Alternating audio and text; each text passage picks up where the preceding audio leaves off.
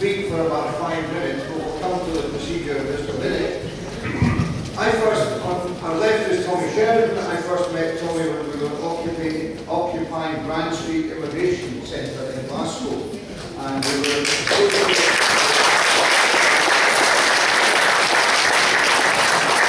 associated with attempts to gain a more humane asylum system.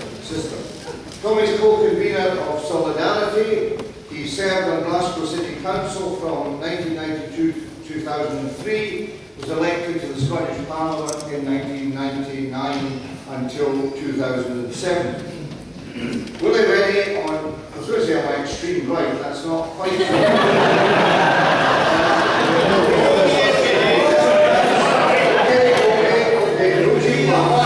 and a member of the Scottish Parliament for Mid-Scotland and Fife since 2011.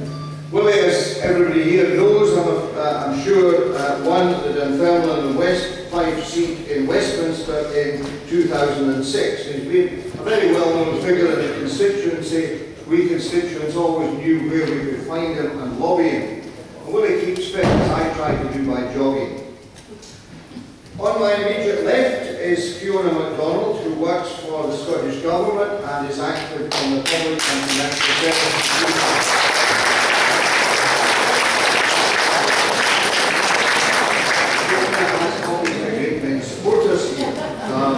She came to some political maturity as a mature student by involvement with the anti-poll tax campaign, and she's a specialist in adult education. And on my immediate right, Dave Dempsey has been Conservative Councillor for Inverkeithing. I'm not sure whether that's Dave Dempsey a support club there, but for the last 7 years. And he's currently leader of the Conservative group on Fife Council. We're near neighbours. He's a well-known figure in North Queensferry. He was the Conservative candidate in County in the by-election earlier this year. His website says that one of his interests is listening loudly to classical music. As a near neighbour, I see we haven't suffered too much from that yet. Now, after that introduction, let me just pass through the ground rules. All 4 speakers will have the opportunity to speak for about 5 minutes. And then a timer will ring when we come to the end, or if we pass the time. And after everybody's spoken, there's a whole lot of cards. We have more than enough questions now for the speakers. And we'll just have a couple of minutes break, and we'll sort out the cards, and then I'll call on those. I'll call on those whose names are there to ask their question. I hope the question will also reflect what's on the cards. So we'll do a kind of question time hold, but I'm afraid there won't be a chance for people to make speeches if you haven't put in your question, and hopefully we'll do it fairly amongst the panel. So I begin by calling on Tommy Sheridan.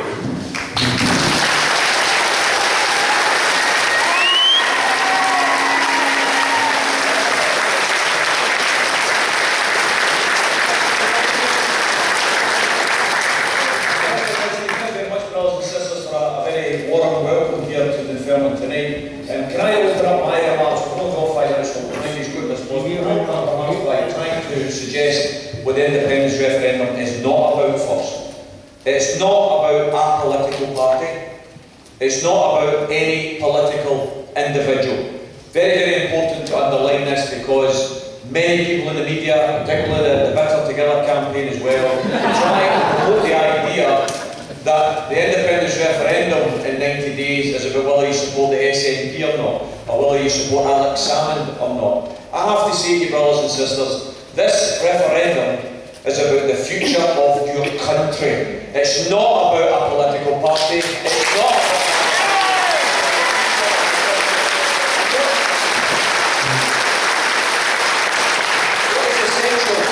What is essential to grasp in the course of this debate is that this referendum is about freedom. Freedom, brothers and sisters. And some of you might say, oh, wait a minute, Tommy, you're over-egging the pudding here. Is that a bit Braveheartish? Is that a bit Mel Gibsonish? Is that about the Bannockburn celebration of today? Freedom, brothers and sisters, and it comes in all shapes and forms, you know. Tyranny, being locked up, being in handcuffs. People may say, oh, I'm not exactly in handcuffs, Tommy. I know a thing or two about being in handcuffs. But being unfree comes in many shapes and forms, brothers and sisters, and the freedom that we have to gain on the 18th of September is quite simply this. Since 1951, this country of Scotland has never voted for a Tory government. And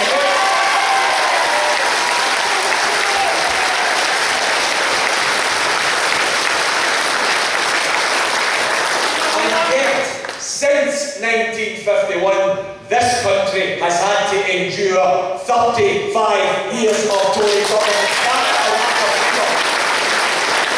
That's the lack of freedom that we have the opportunity to cast away from here on the 18th of September. We have the freedom, brothers and sisters, to decide that we want our public health service to stay a public health service where we apply for that.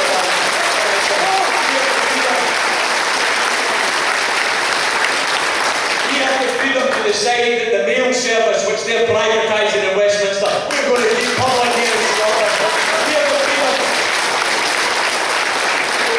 We have the freedom to decide that what we would like to spend with £2,125 million is we want 5 new hospitals, we want 100 new doctors, 100 new dentists, 10 new secondary schools, 30 new sports centres. What about hosting the Commonwealth Games? What about dueling the A96 Inverness to Aberdeen Road? What about dueling the A9 Perth to Inverness Road? That's a short list I've given you. It all adds up to £2,125 million. That's what we have the freedom to choose when we vote yes on the 18th of September and we scrap Trident.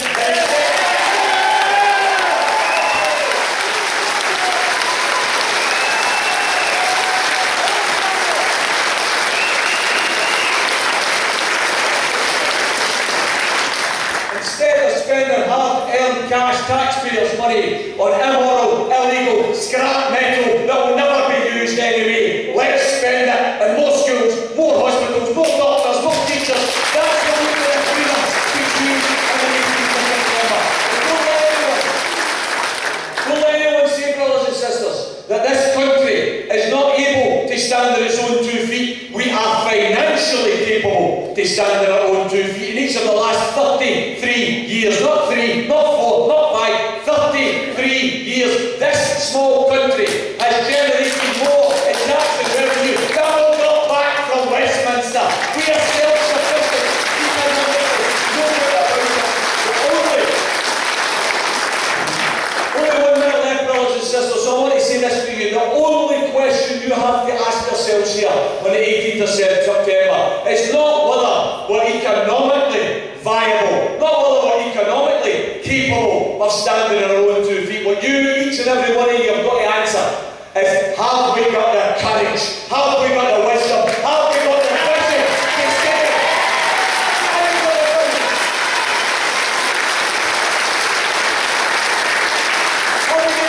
to see, brothers and sisters, that we are going to choose freedom and we are going to start, not finish. Independence is not a destination. Independence is the start of the journey to transform Scotland into a socially progressive country that each and every one of us can be proud of. Brothers and sisters, I ask you on the 18th of September, don't just think about yourselves when you cast your vote. Think about your kids, think about your grandkids. Vote for their future. Vote for Scotland's future. Vote to make us free on the 18th of September.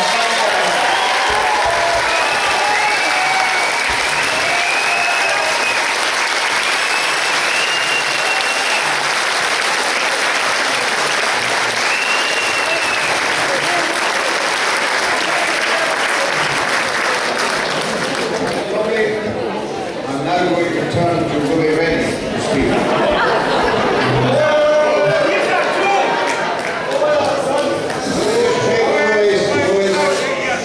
Microphone is on, okay. Hang on.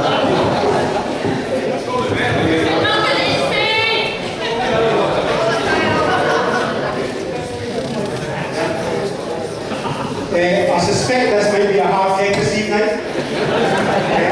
suspect there are not many supporters of the union in the hall. Anywhere. The fact that it was announced at the Dunfermline SNP meeting probably gives a bit of an indication. I can't fault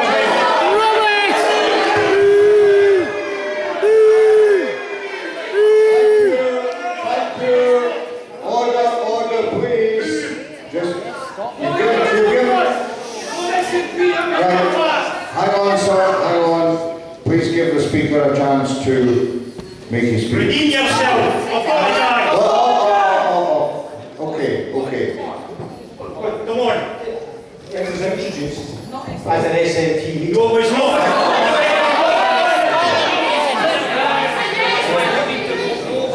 This is also, to be honest, I'm not going to waste my time talking to people who are already committed to independence unless we have a bit of dignity. This evening we don't have I can't fault Tommy for his passion. I can't fault Tommy for his socialism. He passionately believes in socialism. He wants to deliver it for Scotland. I don't fault him for that. I don't fault him for that for 1 minute. What I do fault is the belief that somehow we are on that path to socialism through independence. I have got 4 other colleagues in the Scottish Parliament, Liberal Democrats, 5 altogether. I could count on the fingers of one hand how many Tommy Sheridan socialists are in the Scottish Parliament. What's that got to do? There are very few socialists in the democratically elected institution called the Scottish Parliament. Very few. So the idea that we are moving on some journey to socialism through independence is not true. You might believe it, and I respect your view for believing that. But you should go into the polling booth in September with a full knowledge that you are being sold something that will not be delivered after September. Rubbish!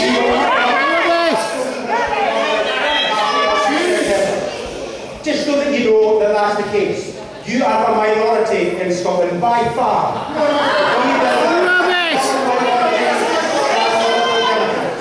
So let's be clear about what we are facing in this referendum. I'm a bit of a convert. I wasn't convinced that we needed to have a referendum. But I now believe that there are some advantages. We can see, I think, the benefits of the things that I think we take for granted in the United Kingdom. Now, I want to tell you about the many positive reasons I regard for the United Kingdom. I'm going to give you three positive reasons. One is the energy market, the single energy market right across the United Kingdom. It means that with 30 million consumers, we can spread the cost of advancing renewables here in Scotland. Expensive renewables, we can spread the cost. And we can keep energy bills lower than they would otherwise be. Hello, can we please let the speaker speak? Second is the single economic market with a single currency. That means that somebody, a business in Dunfermline, can trade anywhere throughout the United Kingdom with limited barriers, right across the United Kingdom. That means they can grow their business, they can employ people, they can create growth and wealth for people in Dunfermline. Another significant advantage. A third advantage is the fact that we have got 5 of the top 200 universities in the world right here in Scotland. Brilliant researchers means that they can get research money from the UK research councils. That means that they can get 50% more funding for their research comparisons with those in England. That is the advantages. 3 advantages. Now, another positive reasons for the United Kingdom, because the nationalists tell me they want to keep these advantages of the United Kingdom. They are slowly, step by step, understanding of the value of the partnership that we do have in the United Kingdom. That we can share risk and reward right across the UK to everyone's advantage. That is the benefit of the United Kingdom. So it's not me saying it, it's your own leadership in the Scottish Parliament that say that. They recognise the value, they recognise how great Great Britain is, and the sooner that you realise it, the better you'll be off. Thank you very much.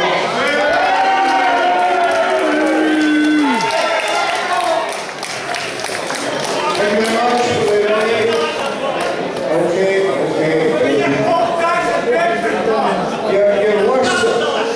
You're worse than a suburban crowd at Wall Street. They make more noise. We've had 2 speakers, and I'm now passing to our 3rd speaker, and invite Fiona McDonald.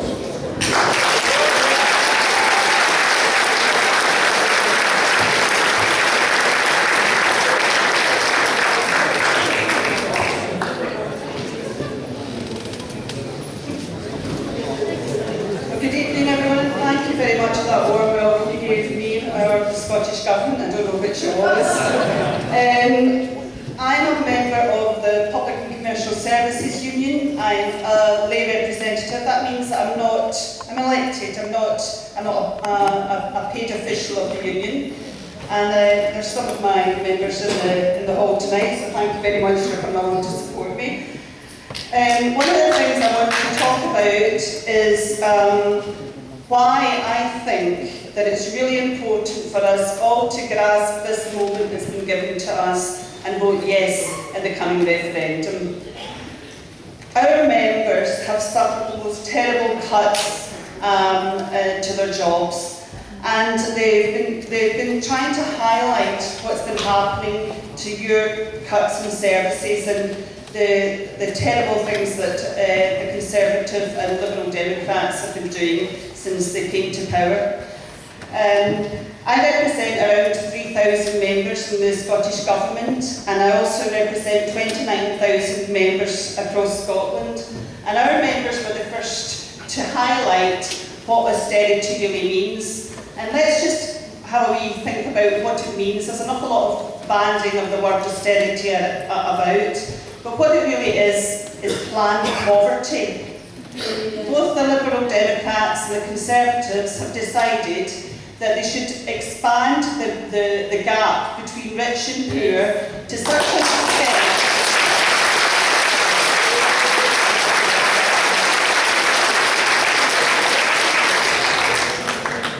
an extent that we've got 200,000 children in Glasgow living in Scotland living in poverty. We've got pensioners dying of hypothermia. We've got people who are working their guts out living on poverty pay. And why? When we live in the 6th richest country in the world.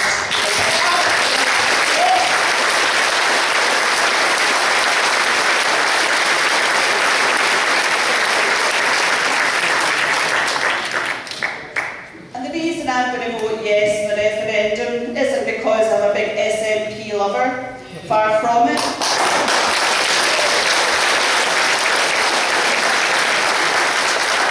I'm a socialist. I think there's a better way of us being able to do things. Even under capitalism and after the war, the debt that we suffered at the moment, our union highlighted this, was bigger than it is now. Yet we built council housing, we built the National Health Service, and all of these other things. And yet now we're being told you can't have any of these things anymore. You can't have a health service. You can't go free and see your doctor. That's what's before us if we vote no in the coming referendum.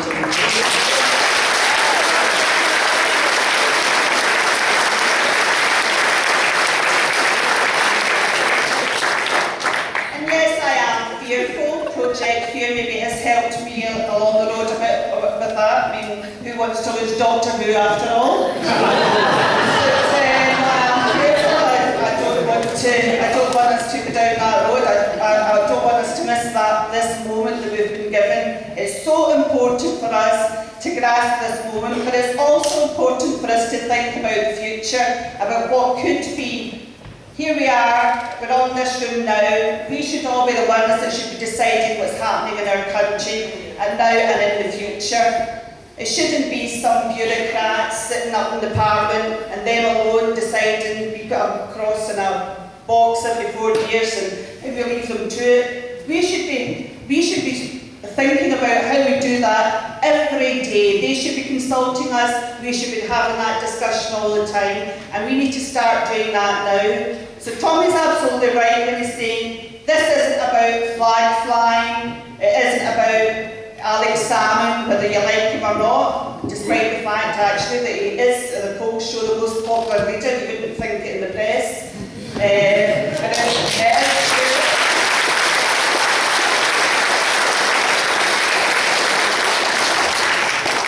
I'll just finish up by saying that our union also highlighted the fact that there was £132 billion of uncollected and evaded tax, enough to clear the deficit.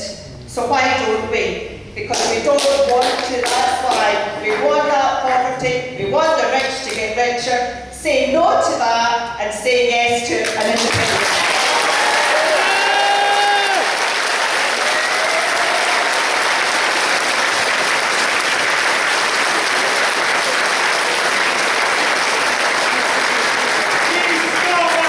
Thank you very much, Fiona.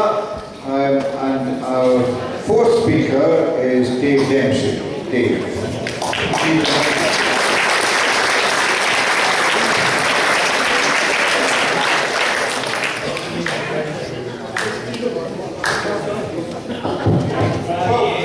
Good evening, everyone. I don't know what's going to happen on September the 18th. And nor does anybody else. The only thing I know for definite about September the 18th is it happens to be my birthday. Then it's been my birthday every other year, so there's no surprises in that. I tell you, it's really funny to see your birthday up in great big letters on Arthur's seat. And I don't know what's going to happen after September the 18th either. And nor does anybody else. Now, this is the second one of these things I've done. The audience is a wee bit different from the last time. But, it's like a phone box this thing. But you can split an audience like this into two. Those of you who have basically made your minds up already, and those of you that haven't. And those of you that have made your minds up will have either made your minds up to say no, there may be one or two you know somewhere. And to you I say, I hope I don't disappoint you. Some of you will have made your minds up to say yes. And to you I'll pose a question. I don't want you to all shout the answer out, but you don't hear each other. But what will you be able to do in an independent Scotland that you can't do now? So sure you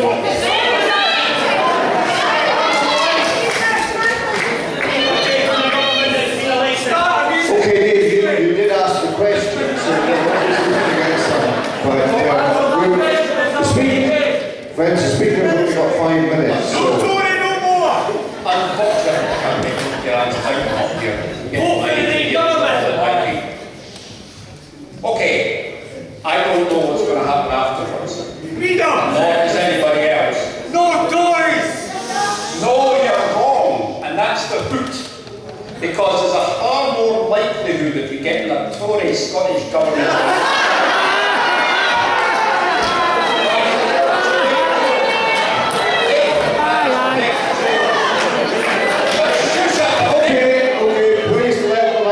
Let the man speak, even though he's making a difficult case.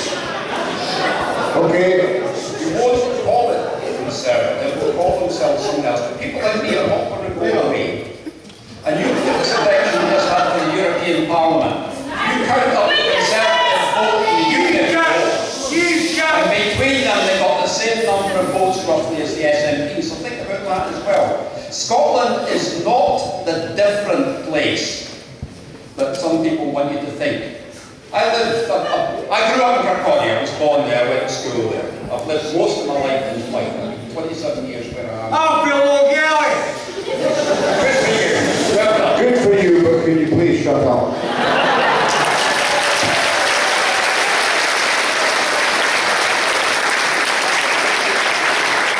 But I spent about 12 years down in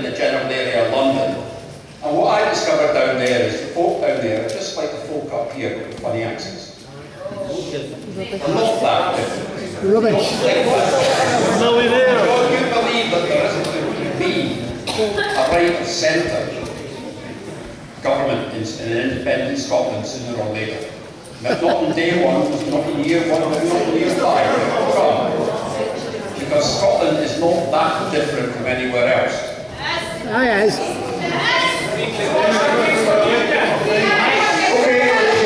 Okay, he's pausing to think what he's saying next, so please give the man a chance. That's good. Thank you. Well, one of these unusual politicians who doesn't actually speak for all the time he's given, so I'm going to shut up and answer, get some of your questions answered now. Thank you.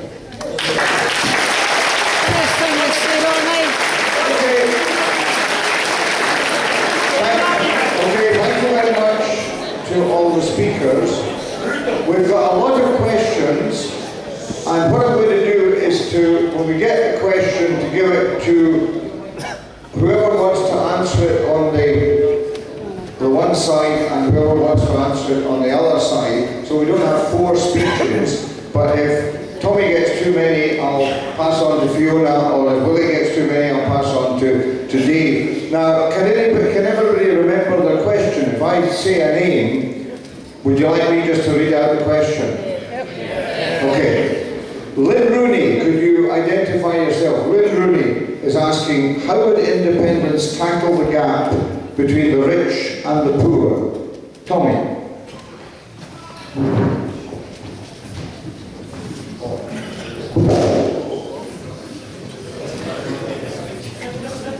Thanks very much for the question, Lynn. It is important to emphasise that all of the points I made earlier about saving the National Health Service, saving the mail service, getting rid of Trident, not having a Tory government foisted upon you that you never voted for, all of that is the basics. That's in the white paper.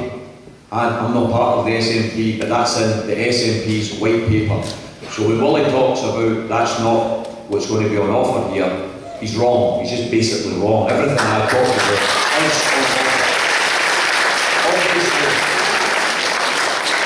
obviously, as a socialist, I don't want to stop at the white paper. That's why I said independence isn't a destination, it's only the start. I don't want, I heard Willie there talking, you've got to, you think he's at it, him and David talking there about Tory government and an independent Scotland. Both of them, when they were speaking, I thought gave excellent arguments as to why cannabis should be legalised.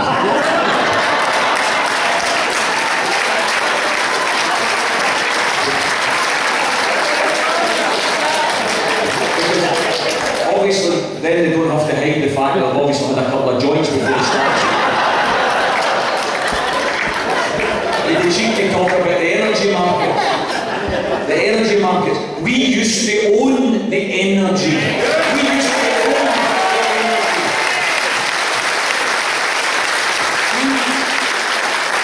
We are an independent Scotland. We don't want to stop at the white paper. To take up Lynn's point, how are we going to close the gap between the rich and the poor? We're going to look at the electricity and the gas companies, and instead of being ripped off blind, we're going to take them back where they belong.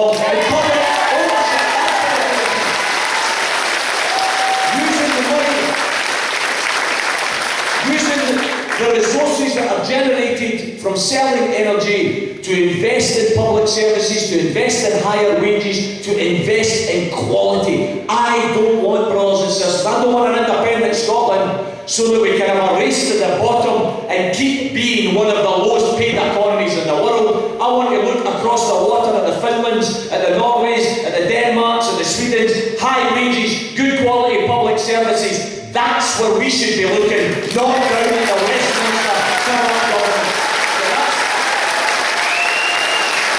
That's why I believe that we can close the gap by sharing out the massive wealth that exists in Scotland.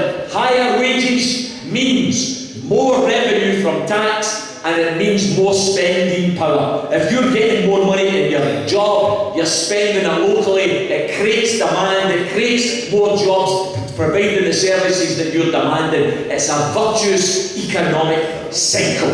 That's why a high-wage Scottish economy and an independent Scotland is going to be a world competitor.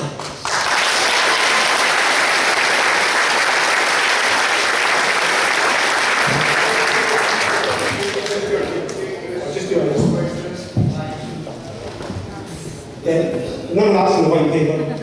None of it. No, none of it. None of it is in the white paper. Tommy tells a good story, but none of it's in the white paper. If Alex Salmond thought, I'm going to come to you. I asked you to explain how you're going to close the gap between the rich and the poor.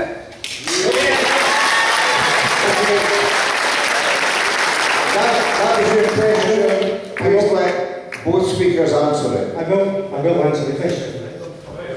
With Alex Salmond, if he thinks, if you want to tell him, this is Quiet, please. Can I just say, this evening's not going to work if you just heckle us. I know you don't agree with us, but at least if you've had the courtesy to invite us to come, you should have the courtesy to listen to us. Yeah.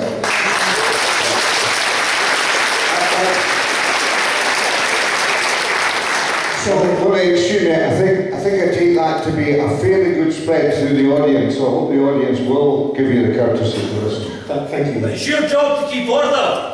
You're the one that needs to stop all this. They're up here answering questions. Let them. I'm letting him answer the question. Well, no, I'm not starting an argument. I'm appealing to the audience to give the man the courtesy to speak. That's a blanket coverage to say what they like. Okay, if you have any complaints, come on, let me have them. Okay, can you let the speaker continue, please? I think Alex Salmond would be horrified if somebody told him that the white paper was a socialist manifesto. It's not. It's a mainstream, centrist proposition. It's not what Tommy talks about. Answering your question. The fundamental problem with trying to close the gap between rich and poor in Scotland, because there is issues, I recognise that. The fundamental problem is the economic wealth that we would have in order to do that. We have two fundamental facts that cause difficulties, that would cause difficulties in the early years of an independent Scotland. Firstly, the oil revenues are declining over time. Of course.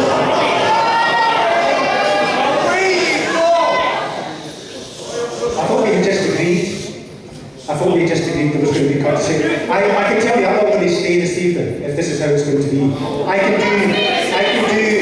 do better things with my time than just be heckled at for the whole year. There is no point in me being here if you're not going to listen. Genuinely. Thank you. I will try again to answer the lady's question. So you have declining oil revenues over time, and because Scotland is significantly dependent on oil, roughly 15 to 20% of our income in independent Scotland would come from oil revenues, and because that's declining over time, that would create the first challenge. The second challenge we've got is that we're ageing faster than the rest of the United Kingdom. The dependency ratio is much more challenging for Scotland than it would be and is for the rest of the UK. So those are the two fundamentals. So you've got one chart that's going, one line that's going down, oil revenues, and one line that's going up, which is the ageing population. Those two facts make it extremely challenging just to get started to try and make a country run.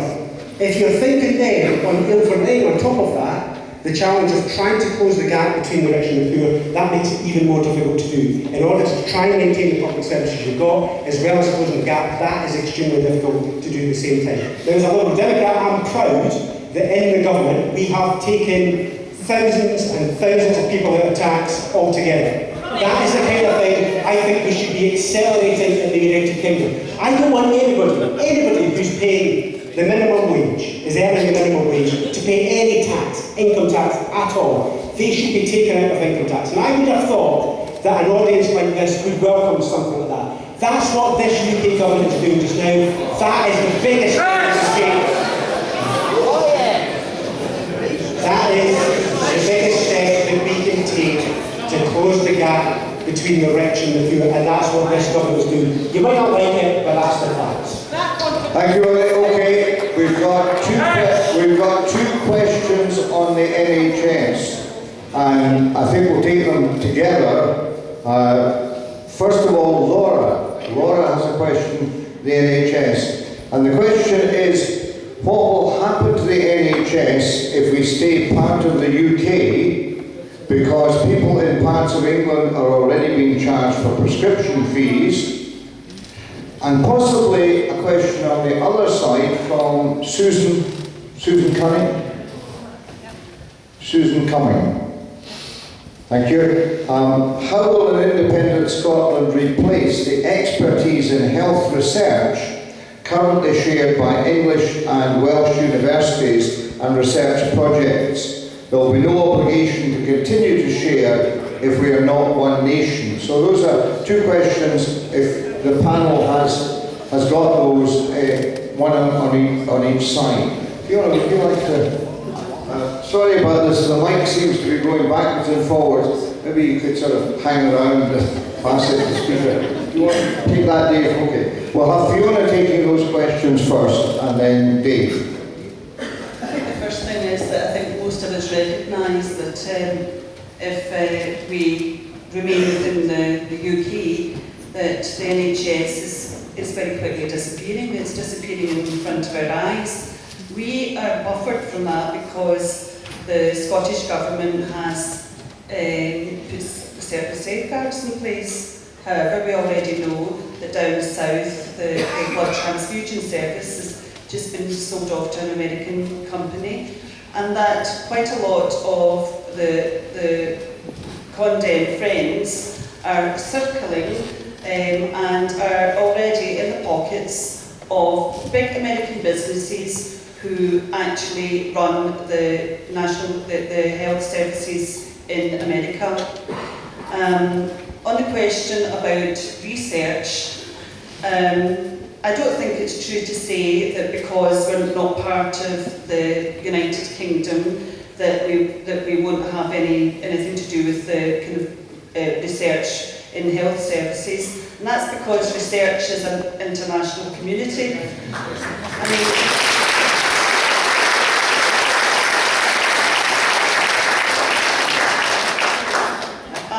although not involved in health, not very much involved in health research, a little bit involved in it through my work with health literacies work, where we try to get doctors to speak in plain English to their patients.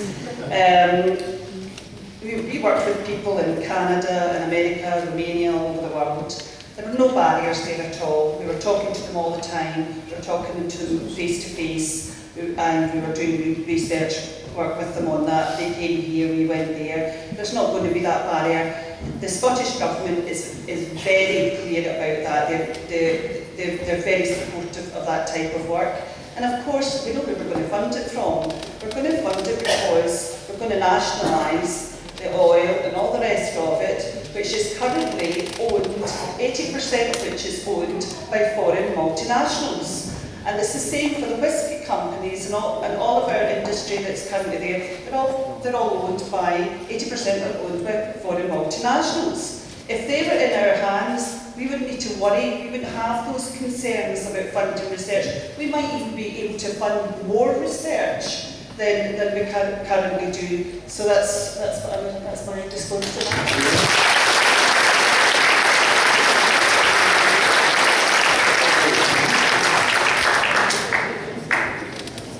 The NHS in Scotland is controlled in Scotland, run in Scotland, it's run by the Scottish Government.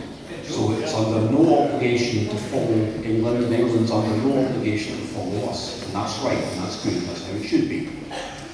The funding will be raised for a large part of Scotland because there's already more tax raising powers coming to the Scottish Parliament through the 2012 Scotland Act, and there will be more, even if it's a no vote. So there'll be plenty of scope in Scotland to raise the funding for the health service and run the health service. And it's up to Scotland whether it wants to have prescription fees or not. You can't guarantee that. No, I can't guarantee anything, and neither can anybody else. What you're trying to That's what you've got to remember in all this. Just voting yes in September does not guarantee anything. It's a start. No, it doesn't guarantee more money. Okay, we're off on a different track, I think. We've had a specific question on education, we've had two answers to it, and I want to move on.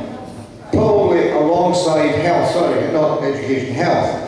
We have a question from Lynn Fox. Lynn Fox is somewhere here. She doesn't really need to identify, yes. And Lynn